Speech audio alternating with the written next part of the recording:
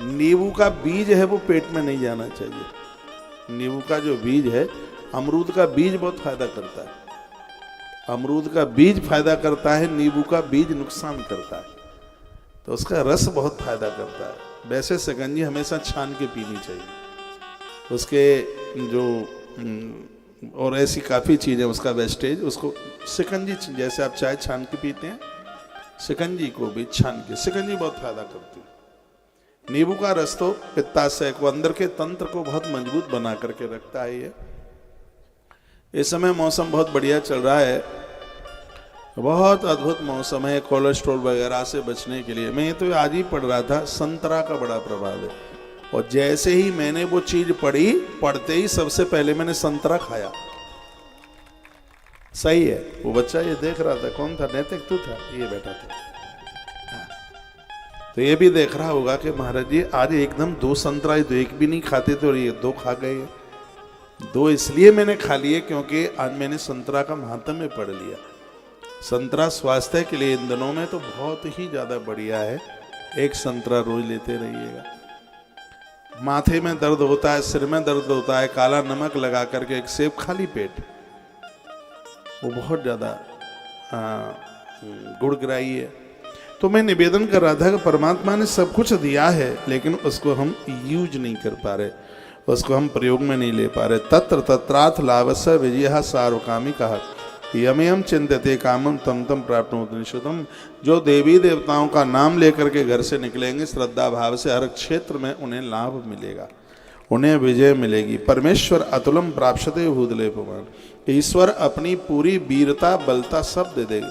कृष्ण भगवान ने अपना सब कुछ अर्जुन को दे दिया, क्या नहीं दे दिया? अर्जुन को अजय बना दिया। कृष्ण के अलावा अर्जुन को कोई जीत भी तो नहीं पाया था, कोई नहीं जीत पाया पार्थ को, अर्जुन को।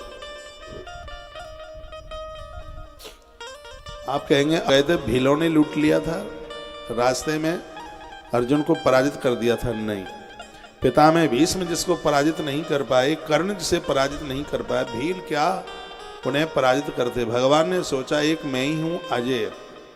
अर्जुन तो संसार का जीव है, और धरती पर जो जीव आया है उसने एक बार तो कम से कम पराजय का मुंह देखा ही है, लेकिन अर्जुन को अभी तक पराजय नहीं मिली। प्रकृति का सिस्टम गड़बड़ हो जाएगा, तो भगवान ही रास्ते के भील बन करके अर्जुन को पराजित कर दिया। मनुष्यों की ताकत नहीं थी कि कोई अर्जुन को परास्त करके बता देता। एक ऐसा भगवान है जो अजय है, जीत को सके अजय रघुराई, माता जानकी ने बात कही थी। तो क्या सुंदर बात कही है, परमेश्वर तुलम प्राप्स्यते भूतले पुमान। जो देवी देवताओं का स्मरण करते हैं, भगवान अपनी शक्ति उन्हें प्रदानित कर देते हैं, अपनी ताकत दे देते हैं। सिरा दे, अपनी ताकत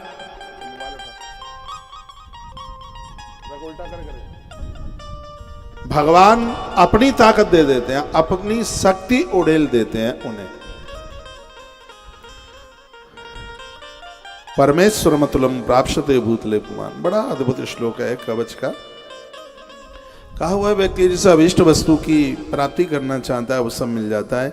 कवच से सुरक्षित मनुष्य निर्भय हो जाता है। ये 45 नंबर का बड़ा अद्भुत श्लोक है। दुर्गा सप्तशती आप रखते ही होंगे। निर्भयो जायते मर्त संग्रामेश्व पराजिता, वो निर्भय हो जाता है, निडर हो जाता है। और प्राय लोग भयभीत बहुत होते हैं, ऐसा हो जाएगा, ऐसा हो जाएगा, ऐसा हो जाएगा, ऐसा हो जाएगा, बस इसी में ही है, पता नहीं लोग क्या कहेंगे, पता नहीं आदमी इसी में परेशान है, पता नहीं लोग क्या कहेंगे। तुम कुछ गड़बड़ करो ही मत, तो लोग क्या कहेंगे, उसकी काहे को आप चिंता कर रहे हैं। दुर्गा कवच का पाठ करने वाला व्यक्ति निर्भय होता है, निडर होता है, उससे कोई अपराध नहीं हो सकता। यह दुर्गा कवच की बहुत बड़ी महिमा है।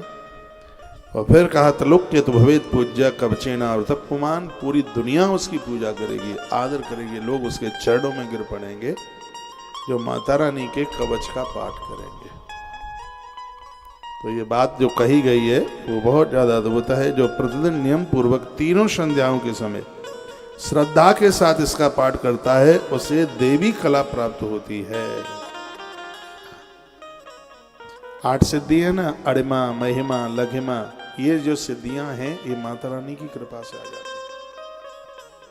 जो आप नित्य पूजन करते हैं, कोई भी आप रोज सुंदरकांड करो तो सिद्धियां आ जाएंगी, रोज हनुमान चालीसा करो तो सिद्धि आ जाएगी। महादेव का अभिषेक करो, गोपाल से स्नान करो, नित्य जो भी कोई कार्य आप करते हैं उससे सिद्धि। आप में ऐसे बहुत लोग हैं, आपको पता नहीं है, जब आपका किसी ने चरण छुआ था और आपने उसके लिए जो आशीर्वाद दे दिया वो फलीभूत हो गया, ना तो लेने वाले को पता लगा ना देने वाले को पता लगा।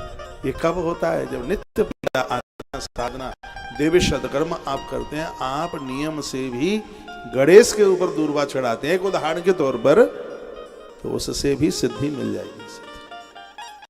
गणेश साधना में वर्णन है, आप मां को फूल चढ़ाते हैं और रोज चढ़ाते हैं, एब्सेंट नहीं होने देते। महादेव को आप बेलपत्री चढ़ाते हैं, बेलपत्र में तो बहुत शक्ति छिपी हुई है, बहुत बड़ी ताकत है।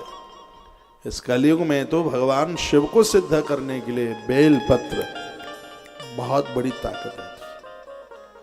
तो मैं इस समय माता रानी की आपसे बात कर रहा हूं, जिसमें बड़ा अद्भुत वर्णन किया गया है। कहा गया है कि जो प्रतिदिन नियम पूर्वक 3 बार दिन में, सुबह भी, दोपहर में भी और शाम को भी, दुर्गा कवच का पाठ श्रद्धा से करता है, उसे देवी माता की कला प्राप्त हो जाती है, उसे अष्ट सिद्धियां मिल जाती हैं। ऐसी माता है जिसकी मुट्ठी में सिद्धियां है और वो हाल दे देती है। हनुमान जी को सिद्धियां राम जी ने थोड़ी दी थी, किसने दी थी? अष्ट सिद्धि नव निधि के दाता, अष्ट सिद्धि नव निधि के दाता, असवर दीन जानी की बाता, अष्ट सिद्धि नव निधि के दाता, अष्ट सिद्धि निधि के दाता, असवर दीन जाने की माता, अष्ट सिद्धि निधि के दाता, असवर दीन जाने की माता, श्री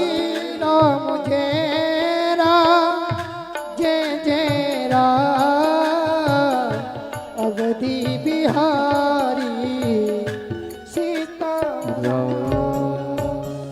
यह वरदान आशीर्वाद तो माता जानकी ने दिया। जानकी माता क्या है? जिसको आप माता वैष्णो देवी के रूप में जानते हैं, महाकाली, महालक्ष्मी, महासरस्वती। सरस्वती है वो ब्रह्माणी है, और महालक्ष्मी है नारायणी है, वही तो सीता माई आकर के बनी है। तो स्वयं ये माता भगवती ही अपने आप को 3 रूपों में उसने विभाजित कर दिया, 3 रूपों में। तो वह हनुमान जी को वरदान देती है, आशीर्वाद देती है अष्ट सिद्धि 9 निधियों की प्राप्ति का। फिर हनुमान जी के चरणों में जो आता है, जिसके पास जो चीज होगी वो वही तो देगा। हनुमान जी फिर अपने भक्त को ये आगे उड़ेल देते हैं। इसको देने वाली कौन है? ये शक्ति है, ये पराम्बा है।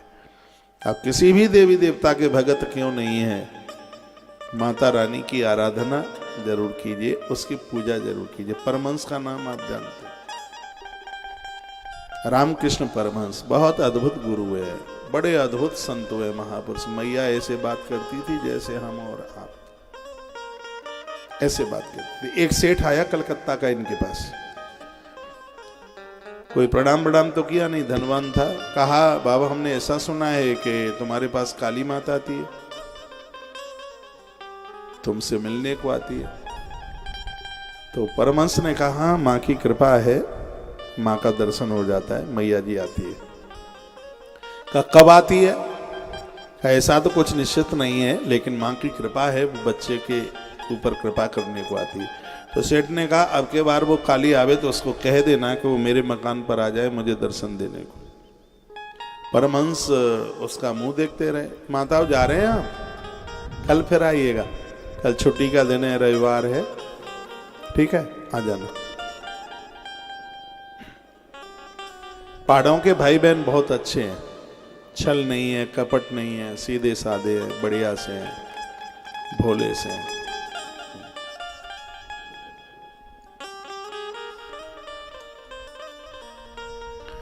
तो परमहंस ने कहा कि कहाँ भेजूं, तुम्हारा कोई अता पता है?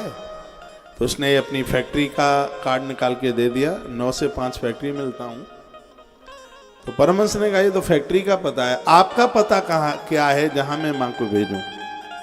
तो उसने कहा कि फला फला जगह पर मेरा बंगला है, सामने पीपल का पेड़ है, ऐसे मुड़ना होता है और सामने ठीक 3 मंजिल की कोठी मेरी ही बनी है और वहाँ मैं 7 से 8 शाम को मिलता हूँ। परमहंस ने कहा ये तो तेरे बंगले का पता है, तेरा पता कहाँ है जहाँ माँ को भेजूं? उसने कहा मेरा पता क्या होगा, मकान का ही पता तो होता है। तो परमहंस ने कहा कि जिस दिन तुझे अपने पते का पता लग जाएगा उसी दिन माँ बिना बुलाए आ जाएगी, मुझे भेजने की जरूरत नहीं पड़ेगी, अपना पता लगाओ। आपको लोग दुनिया के पते में लगे, लेकिन अपना पता तो आज तक पता ही नहीं है। बुरा जो देखन में चला बुरा न मिलिया कोई, जब दिल खोजा अपना तो मुझसे बुरा न कोई। हम सब के अंदर गलतियां त्रुटियां देख रहे हैं। एक उंगली ऐसे करते हैं, 4 उंगली हमारी तरफ बढ़ती हैं, कहते हैं कि उसमें एक कमी है लेकिन तेरे अंदर तो 4 कमी है। अपना सुधार करो। जिस समय हम सुधार कर लेते हैं उस समय भगवान को बुलाना नहीं पड़ता, भगवान अपने आप ही चल करके आ जाए।